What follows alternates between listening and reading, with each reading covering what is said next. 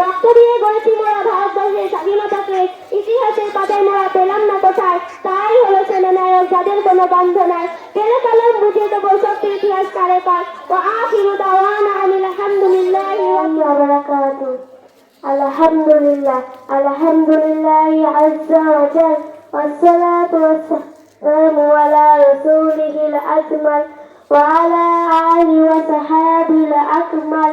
আম্মা বা'দ, ফাআউযু বিল্লাহি মিনাশ শাইতানির রাজীম। বিসমিল্লাহির রাহমানির রাহিম। وقاتلهم حتى لا تكون فتنة ويكون الدين لله। আল কোরআন। মঞ্চ পবিত্র শ্রদ্ধা শিক্ষক মন্ডলী ও বহিরাগত অতিথিবৃন্দ, এক কথায় যারা জ্ঞানে গুণে মর্যাদায় বয়সে বড়, তাদের প্রতি শ্রদ্ধা ও সম্মান জানিয়ে ও স্বাধীনতা মোবারকবাদ জানিয়ে এই অনুষ্ঠানে স্বাধীনতা সংগ্রামীদের উদ্দেশ্যে আমার নির্দীর্ঘ আলোকপাত করার প্রয়াস রাখছি। আলহামদুলিল্লাহ, সমস্ত প্রশংসা জ্ঞাপন করি সেই মহান আল্লাহ তাবারক ওয়া তাআলার শাহী দরবারে, যিনি এই পরাধীন ভারতকে অত্যাচারী জালেম ইংরেজ শাসকের হাত থেকে ছিনিয়ে নিয়ে স্বাধীন করে আমাদের হাতে তুলে দিয়েছেন। অনন্ত লক্ষ কোটি দরুদ ও সালাম প্রেরণ করি সেই বিশ্ব নবী হযরত মুহাম্মদ সাল্লাল্লাহু আলাইহি ওয়াসাল্লামের প্রতি। অতঃপর জানাই সমস্ত জাতি ধর্ম বর্ণ নির্বিশেষে সকলের প্রতি আন্তরিক ভালোবাসা, শুভেচ্ছা ও শ্রদ্ধা।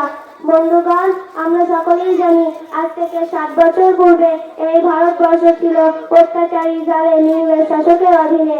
ইস্ট ইন্ডিয়া কোম্পানি ইস্যু করে ব্যবসার অনুমতি নিয়ে এই ভারতবর্ষে প্রবেশ করেছিল, কিন্তু তাদের উদ্দেশ্য ছিল ব্যবসা করা নয়, বরং তাদের উদ্দেশ্য ছিল ভারতবর্ষের মাল ধন দৌলত টাকা পয়সা শোষণ করে লুণ্ঠন করে নিজের দেশে নিয়ে যাওয়া। ক্রমশ তারা নিজের উদ্দেশ্যের দিকে অগ্রসর হতে লাগলো।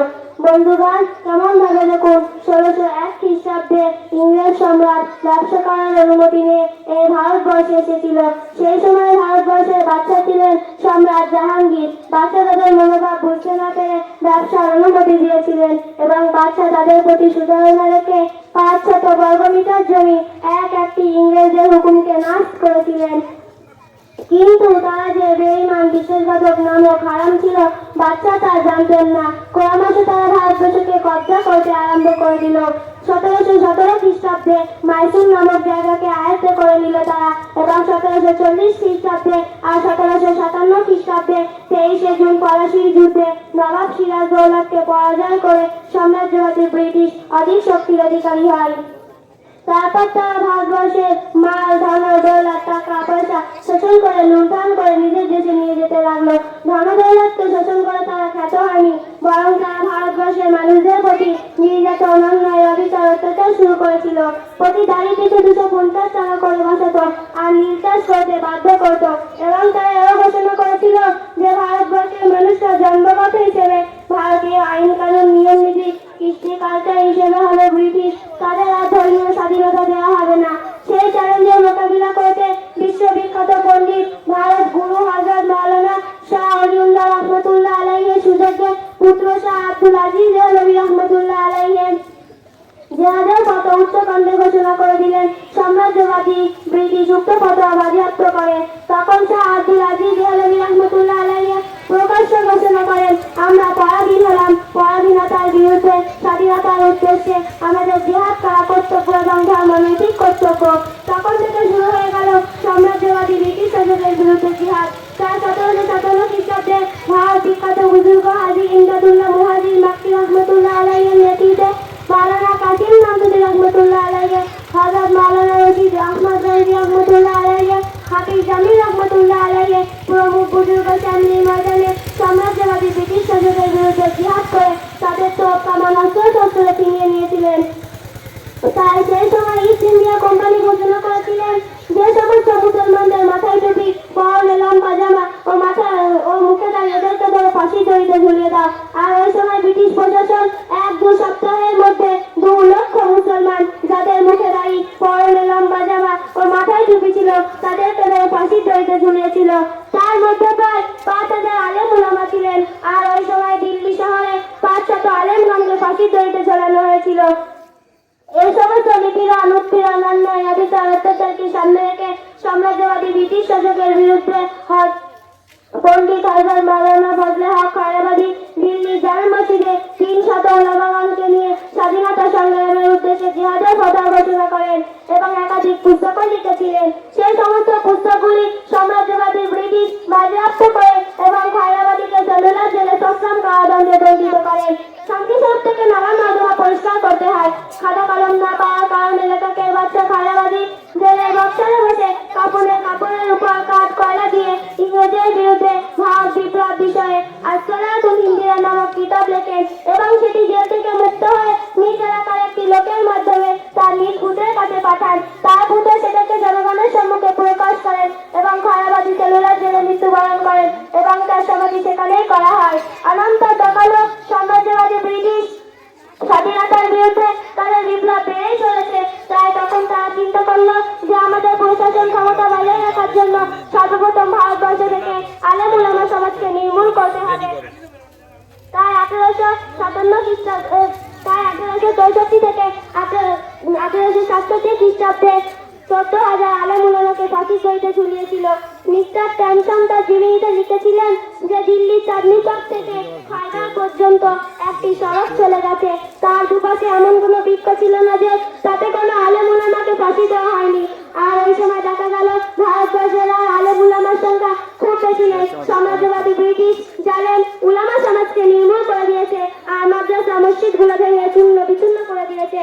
তার কয়েক বছর পর অর্থাৎ স্বাধীনতার পূর্বে হোসেন আহমদ মাদানী রহমতুল্লাহ আলাইহি অত্যাচারী জালেম শাসকের বিরুদ্ধে ফতোয়া জারি করেছিলেন যে অত্যাচারী জালেমকে সাহায্য করা এবং তাদের অধীনে চাকরি করা হারাম।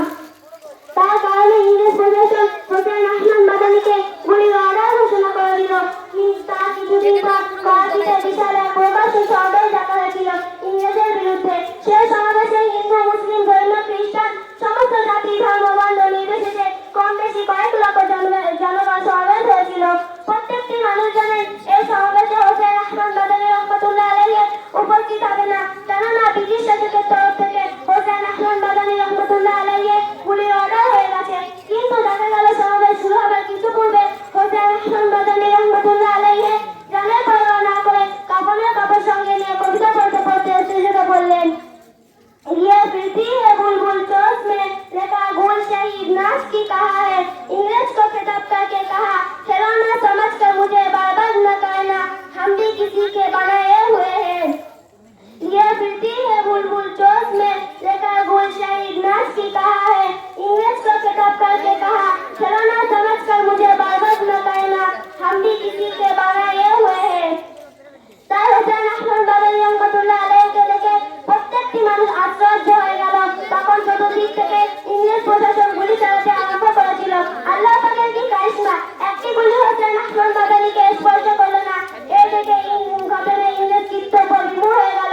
তো হোসেন আহমদ মাদানী রহমতুল্লাহ আলাইহি অত্যাচারী জালেম শাসকের বিরুদ্ধে ফতোয়া জারি করার কারণে গুলি দিয়ে না পেরে সরকারিভাবে মামলা চালানো হয়। ওই মামলায় আদালত হোসেন আহমদ মাদানীকে 4 বছর সশ্রম কারাদণ্ডে দণ্ডিত করেন। তারপর সমস্ত জাতি ধর্ম বর্ণ নির্বিশেষে সকলে নিজ নিজ বুকে টাটকা তরতাজা খুনকে ঢেলে দিয়ে পুনরায় ভারতকে রক্তে রক্তাক্ত করে এই পরাধীন ভারতকে স্বাধীনতার পতাকা উত্তোলন করেছিলেন। যেহেতু আমরা স্বাধীনতা নাগরিক হিসেবে 15ই আগস্ট স্বাধীনতা উদযাপন করে থাকি, আর সমস্ত বিপ্লবকে অন্তরের অন্তরস্থল থেকে জানাই সম্মান, আর সমস্ত জাতি ধর্ম বর্ণ নির্বিশেষে সকলকে জানাই সাধুবাদ। কিন্তু বড়ই দুঃখের বিষয়, পরিতাপের বিষয়, যারা ভারতবর্ষকে স্বাধীন করার জন্য নিজের ধন দৌলতকে বিসর্জন দিয়েছেন, নিজের বিবিকে বেয়া করেছেন, পুত্রকে ইয়াতীম করেছেন, নিজের টাটকা তরতাজা খুনকে ঢেলে দিয়ে পুনরায় ভারতকে রক্তে রক্তাক্ত করেছিলেন, তেমনিভাবে আজও যদি ভারতবর্ষের মাটিকে নিংড়েন যায় তাহলে তাদের টাটকা তাজা রক্ত টপকে টপকে পড়বে, কিন্তু তাদের নাম আজ বর্তমান ইতিহাসের পাতায় বিদ্যমান নেই। তাই আমি এই সমস্ত বিদ্রোহকারী ইতিহাসদেরকে বলতে চাই, তারা যতই এসব ইতিহাসকে মিথ্যা ইতিহাস দিয়ে চাপা রাখতে চায় না কেন, তা কোনোদিনও পারবে না। কেননা আজ থেকে 1440 বছর পূর্বে মহানবী হযরত মুহাম্মদ সাল্লাল্লাহু আলাইহি ওয়াসাল্লাম পবিত্র বাণী ঘোষণা করেছিলেন, আল হাক্কু নূরুন ওয়াল কুফরু বাতিলুন বাতিলুন বাতিলুন, আল কুফরু যুলমাতুন, অর্থাৎ সত্য হয় উজ্জ্বল দিবালোকের ন্যায় আর মিথ্যা হয় অন্ধকার অমৃষের ন্যায়। তাই অন্ধকার কোনোদিনও দিবালোককে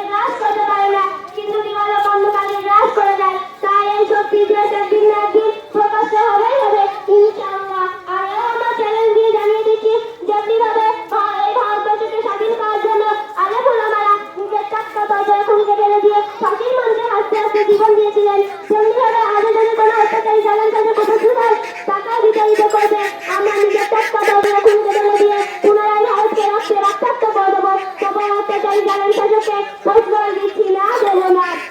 কেননা জিদার কি একদিন সোচার কি জিন্দগি শেষের কি একদিন ঢেতে হেট। তাই তো কবি নিঃসঙ্গে চিত্তে ঘোষণা করেন, রক্তে রাঙা ভারতবর্ষ আমাদের এই ভারতরে। রক্ত দিয়ে গড়েছি মোরা ভারতবর্ষের স্বাধীনতাকে, ইতিহাসের পাতায় মোরা পেলাম না কোথায়। তাই হলো সেনানায়ক যাদের কোনো গন্ধ নাই, পেলে কলম বুঝে দেবো শক্তির ইতিহাস কারে পায়। ও আখিরু দাওয়ানা আনিল হামদুলিল্লাহি রাব্বিল আলামিন। আসসালামু আলাইকুম ওয়া রাহমাতুল্লাহি ওয়া বারাকাতুহু।